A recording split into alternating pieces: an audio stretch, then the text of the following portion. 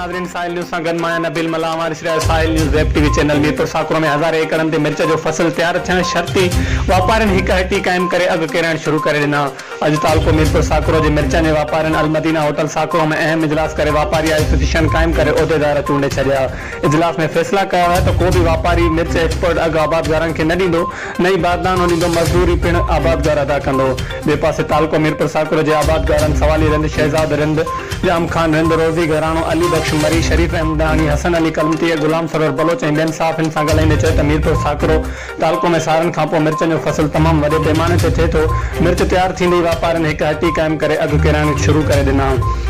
हिननि वधीक चयो त कॾहिं बि मिर्चनि जे वापारी जी एसोसिएशन न आहे हूंदी। पहिरियों भेरो एसोसिएशन जे नाले ते हिक हटी क़ाइमु करे आबादगारनि खे कंगाल करण जी साज़िश कई वई आहे, जंहिंखे तालके जा समूरा नंढा तोड़े वॾा आबादगार रद्द कनि था। हिननि चयो त जेको अघु एक्सपर्ट सप्लाई तइदाद जो मिले थो उहो साॻियो आबादगारनि खे ॾिनो वञे।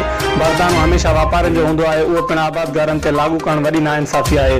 हिननि डीसी ठटो ऐं ॿियनि वसवारनि खे मुतालबो कयो आहे त मिर्च जे वापारियुनि हिक हटी ख़िलाफ़ कार्रवाई करे मुनासिब एक्सपर्ट अघु ॾियण जो पाबंद बनाए आबादगारनि सां इंसाफ़ कयो वञे। मुराद घराणो, साहिल न्यूज़ नेटवर्क।